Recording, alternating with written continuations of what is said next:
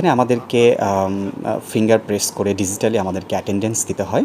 তো আমিও finger press করে দেখতে পাচ্ছেন টিএসও স্যারের রুমে অমিত ভাই খাতা খুঁজছেন এবং তিনি তার অ্যাটেন্ডেন্স দিবেন। তার পরবর্তীতে আমি কিন্তু আমার অ্যাটেন্ডেন্সটাও আমি দিয়ে দিব। আসসালামু আলাইকুম, আপনাদের সকলকে স্বাগত জানাচ্ছি আমার নতুন একটি ব্লগে। আমি আজকে আপনাদেরকে দেখাবো কি করে একটি বৃষ্টির দিনে আমি অফিস করি। যেহেতু বৃষ্টির দিন সেহেতু একটি রেইনকোট, আসলে একটি রেইনকোট নয়, এটি পিপি। আমি আপাতত পিপিটাকে রেইনকোট হিসেবে ব্যবহার করছি এবং রাস্তা দিয়ে হাঁটছি অফিসের উদ্দেশ্যে।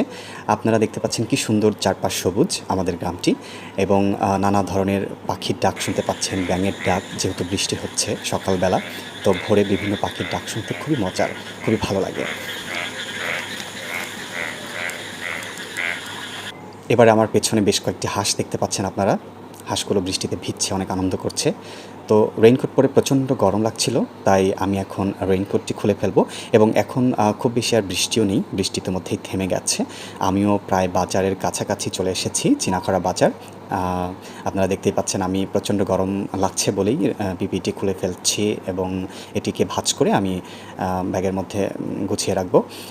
তো বৃষ্টিতে যে ভিজে রাস্তাঘাট কাদা হয়ে আছে সেটা দেখতে পাচ্ছেন। ইতিমধ্যেই চিনাখরা বাজারও পেয়ে গেছি আমি এবং বাসের জন্য আমি এখানে অপেক্ষা করছি। কিছুক্ষণ পরেই বাস আসলে সেই বাসে উঠে আমি আতাইকুলাতে নামবো এবং মাঝখানে একটি মিষ্টির দোকান ছিল, সেখান থেকে মিষ্টির কিছু ছবিও আমি তুলে নিলাম, ভিডিও ক্যাপচার করে নিলাম। বৃষ্টিতে সবাই ভিজে একাকার, জনজীবন দেখতেই পাচ্ছেন কেমন।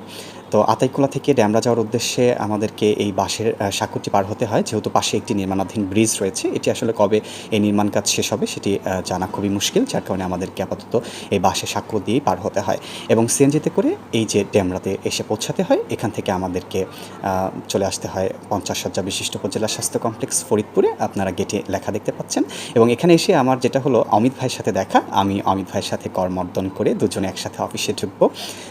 অমিত ভাই খুবই জেন্টলম্যান। আমার আগের ভিডিওটাতে আপনারা দেখেছেন তিনি কত সুন্দর করে তার বক্তব্য উপস্থাপন করেন, কীভাবে তার ভাইবা হয়েছিল সেটিও তিনি এক্সপিরিয়েন্সটি শেয়ার করেছিলেন।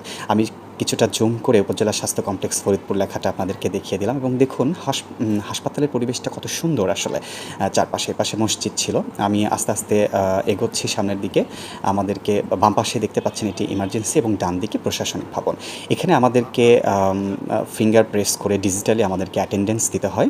তো আমিও ফিঙ্গার প্রেস করে অ্যাটেন্ডেন্স দিয়ে দিলাম এবং এখানে ডিজিটাল অ্যাটেন্ডেন্স দেওয়ার পরেই আমাদেরকে কিন্তু আরেকটি হাজিরা খাতা আছে, সেটা টিএসও স্যারের রুমে থাকে।